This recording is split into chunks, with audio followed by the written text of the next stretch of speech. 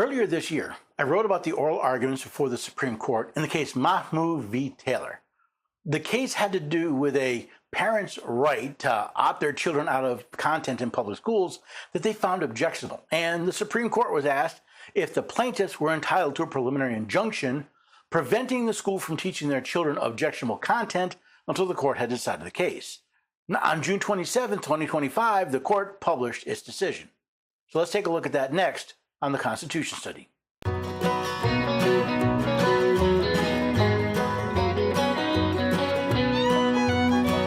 Neighbors and have a few good friends. Every day we're everyday Americans. Oh, every day we're everyday Americans.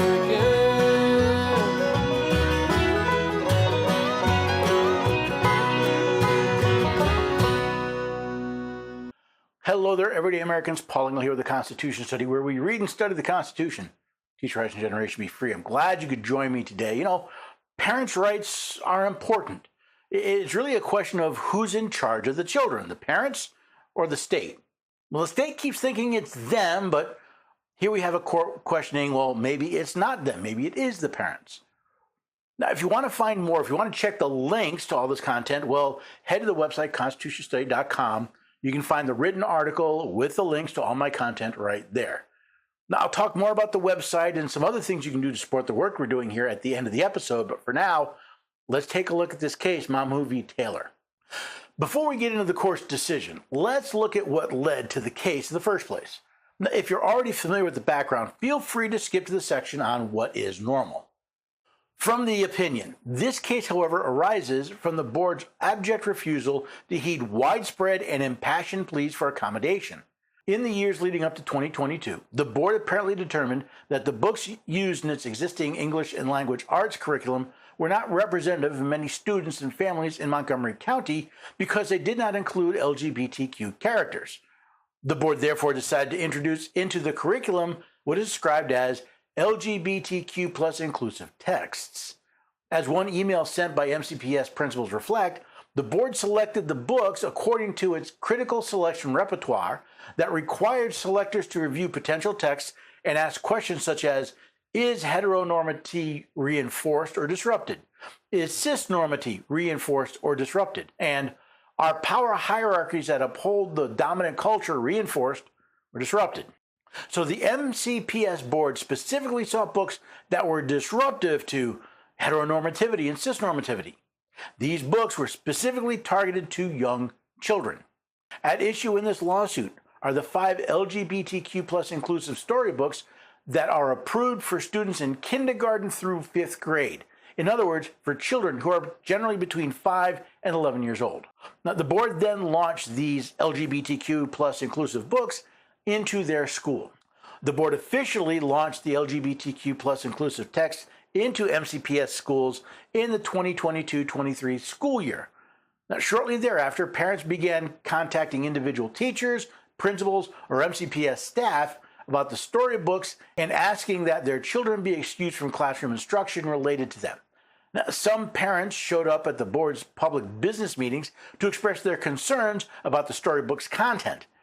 In an early 2023 meeting, for example, one parent represented herself as a voice for parents in her community, many of whom were actually working today and unable to attend. She said that MCPS parents were frustrated because, in their view, educators and administrators are going behind what parents are teaching their kids at home and pushing ideas of gender ideology on their kids. The parent felt that the board was implying to children that their religion, their belief systems, and their family tradition is actually wrong. The board's decision to launch their LGBTQ plus inclusive initiative brought a quick response from parents. They were concerned that the school board seemed to be going behind the parents' back to undermine both the parents' religious beliefs and authority. At the same board meeting, one board member responded by saying that some of the testimony today was disturbing to me personally. Transgender LGBTQ individuals are not an ideology, they are a reality. There are religions out there that teach that women should only achieve certain subservient roles in life, and MCPS would never think of having a book in a classroom that showed a woman in a professional role. The board's student member agreed with the sentiment and proclaimed that ignorance and hate does exist within our community. But please know that every student, each of our 160,000 students in our large school, has a place in the school system. Now, while the board's members' statement about LGBTQ individuals existing is true, the student member statement is abjectly false, since students who believe in the traditional definition of marriage do not apparently have a place in the school system under MCPS board as it's currently established. Based on facts I will explore shortly, it appears ignorance and hatred does exist in the MCPS community, but not from where the student board member claims. Now, at first, the board seemed to respond reasonably to parents' objections. Initially, the board compromised with objecting parents by notifying them when the LGBTQ plus inclusive storybooks would be taught and permitting their children to be excused from instruction involving those books. That policy was consistent with the board's general guidelines for respecting religious diversity, which at the time provided that, when possible, schools should try to make reasonable and feasible adjustment to the instructional program to accommodate requests for students or requests from parents/guardians on behalf of their students to be excused from specific classroom discussion or activities that they believe would impose a substantial burden on their religious beliefs. Sadly, it appears that the board was not committed to this compromise. This compromise, however, did not last long. In March 2023, less than a year after the LGBTQ plus inclusive texts were introduced, the board issued a statement declaring that students and families may not choose to opt out of engaging with the storybooks and that teachers will not send home letters to inform families when inclusive books are read in the future. Now, why would the board not only abandon this compromise, but do so quickly? According to one MCPS official, the board decided to change its policy because, among other things, individual principals and teachers could not accommodate the growing number of opt-out requests without causing significant disruption to the classroom environment. To me, this should be a clue. If a large number of parents are opting out of this curriculum, perhaps the curriculum is inappropriate for the targeted students, 5 to 11-year-olds. Instead, some principals and teachers first declared it was too hard for them, then claimed it was for the children. The official also stated that permitting some students to exit the classroom while the storybooks were being taught would expose other students to social stigma and isolation. It was therefore announced that any existing accommodation would expire at the end of the 2022-23 school year. Again, another clue.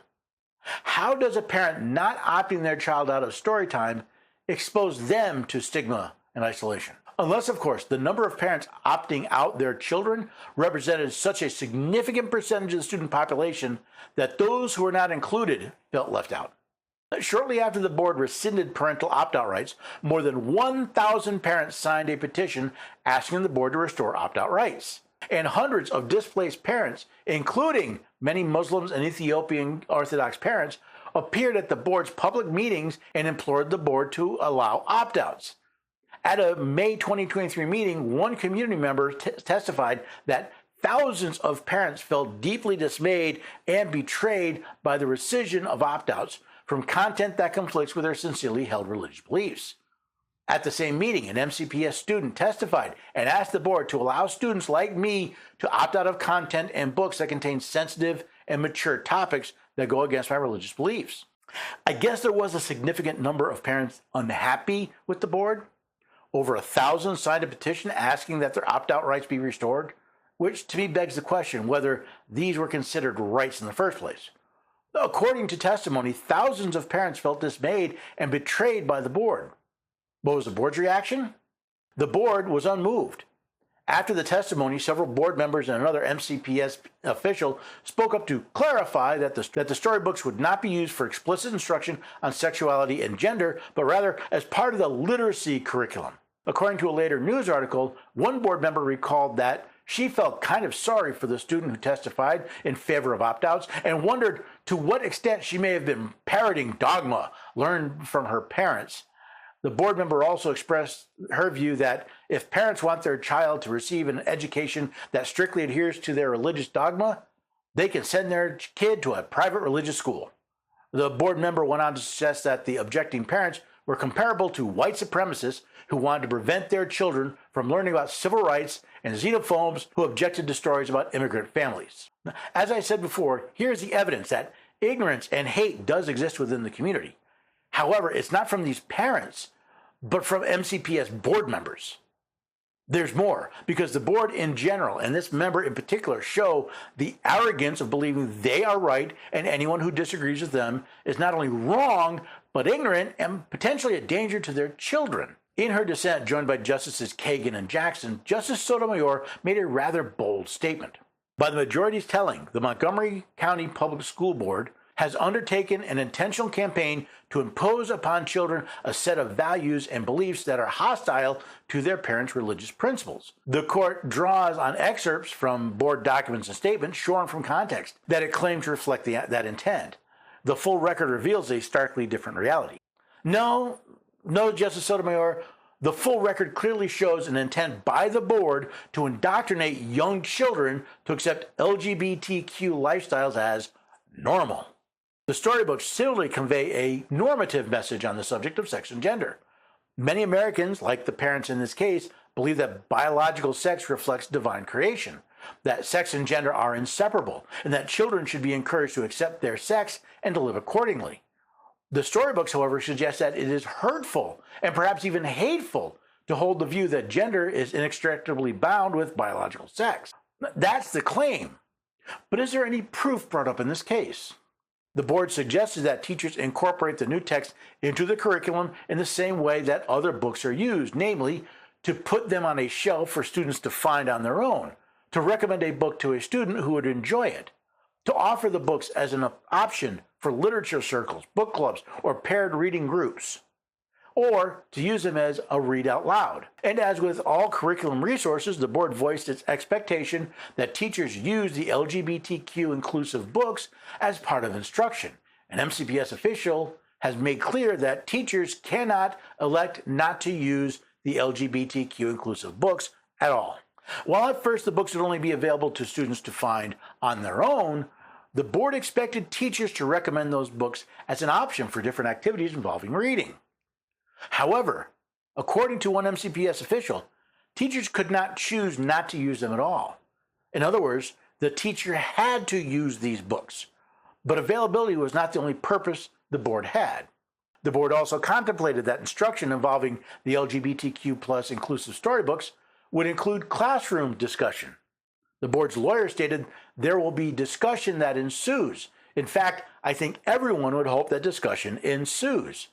In anticipation of such discussion, the board hosted a professional development workshop in the summer of 2022, where it provided teachers with a guidance document suggesting how they might respond to students' inquiries regarding the themes presented in the books.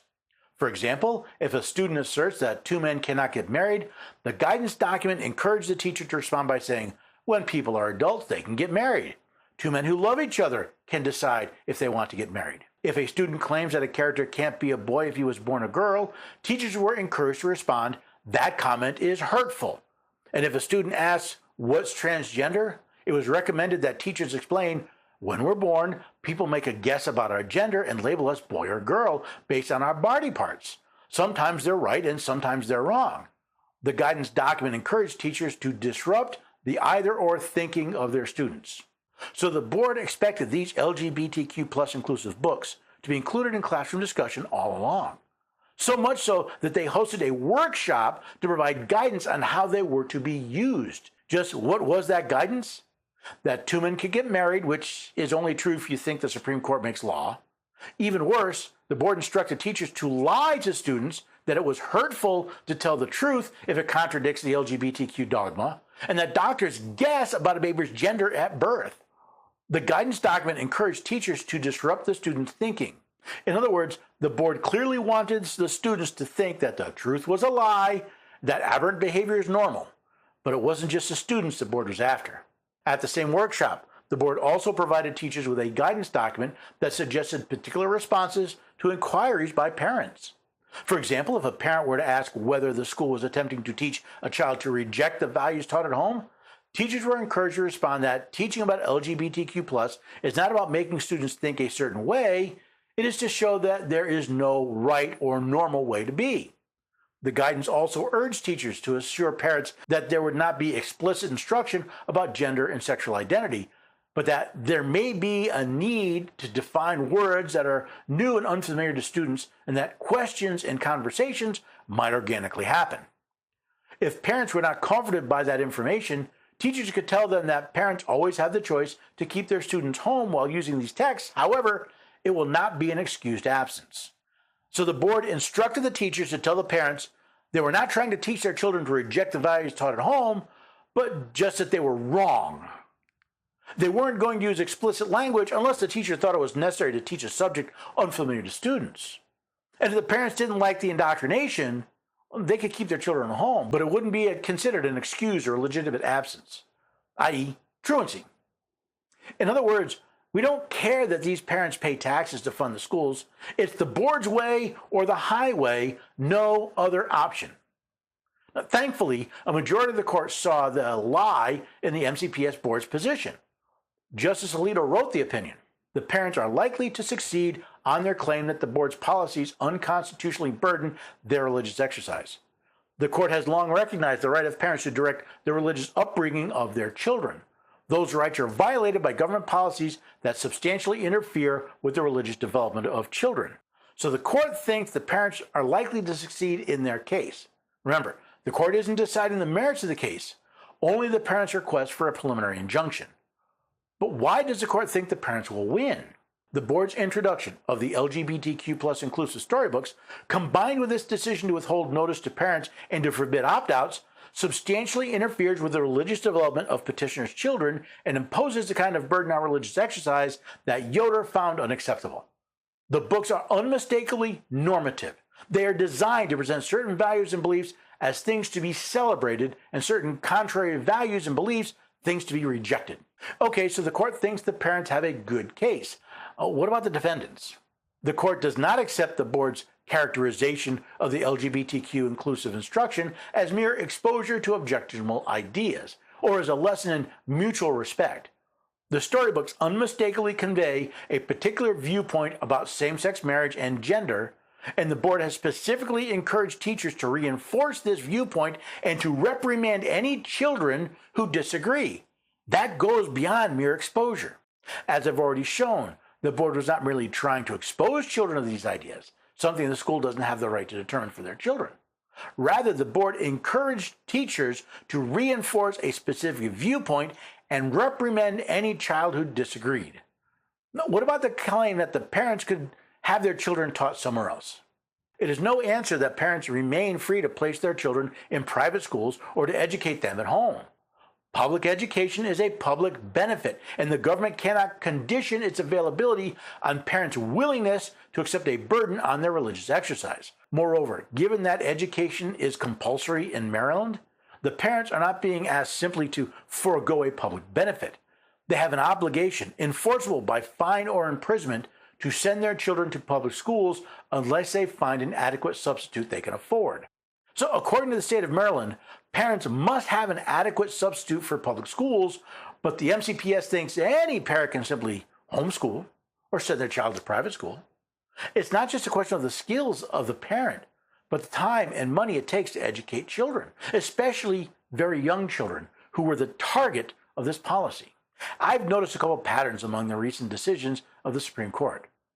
First is how often Justices Sotomayor, Kagan, and Jackson seem to dissent together. Second, how often they seem to just make up facts to make their point.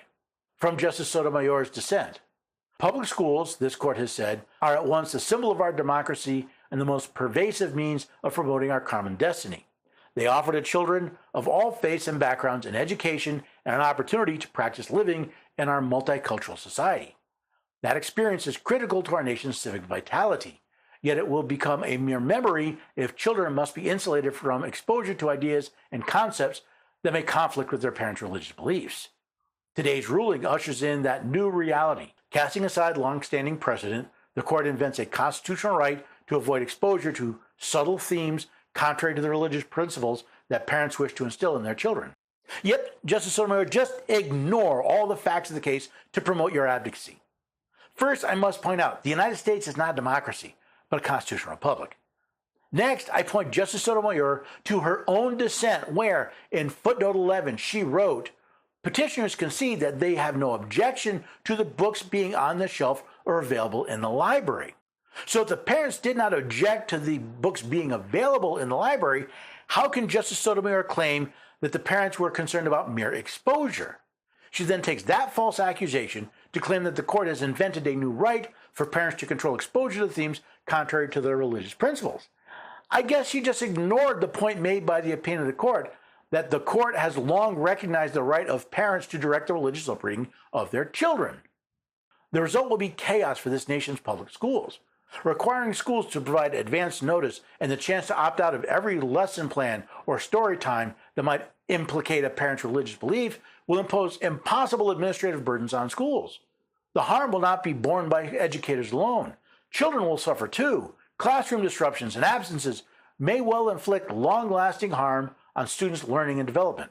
Now, perhaps, if the MCPS board had not ignored the concern of the parents and trampled their right to control the upbringing of their children, there wouldn't have been so many opt-out requests.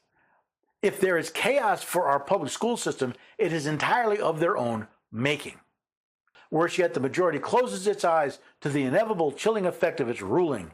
Many school districts, and particularly the most resource-strapped, cannot afford to engage in costly litigation over opt-out rights or to divert resources to tracking and managing student absences.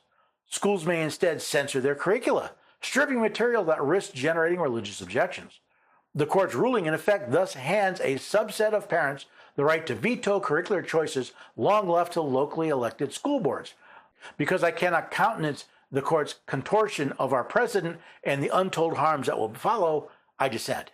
God forbid that schools see themselves as assisting parents in the education of their children, not controlling it. I'm not saying there will be no request for opt-outs, but their voluminousness points to the schools indoctrinating our children rather than educating them. After all, parents only opt out because they object to the content the school is teaching. Today's ruling threatens the very essence of public education. The court, in effect, constitutionalizes a parental veto power over curricular choices long left to the democratic process and local administrators. That decision guts our free exercise precedent and strikes at the core premise of public schools, that children may come together to learn not the teaching of a particular faith, but a range of concepts and views that reflect our entire society. Exposure to new ideas has always been a vital part of that project until now. The reverberations of the court's error will be felt, I fear, for generations. Unable to condone that grave misjudgment, I dissent. What today's discussion threatens is the government's monopoly on the education, indoctrination of our children. The idea that the government gets to decide what they are taught and when. And the idea that government owns our children and really allows us to feed and clothe them. It constitutionalizes a parental veto power over curricular choices long left to the democratic process and local administrators. I hate to tell you this, Justice Sotomayor, but the Constitution protects parents' veto power over what curriculum the school can teach their children. The fact that a majority of people voted for the board members who are pushing the LGBTQ agenda on our children as young as 5 years old does not deprive the parents of their right to control the upbringing of their children.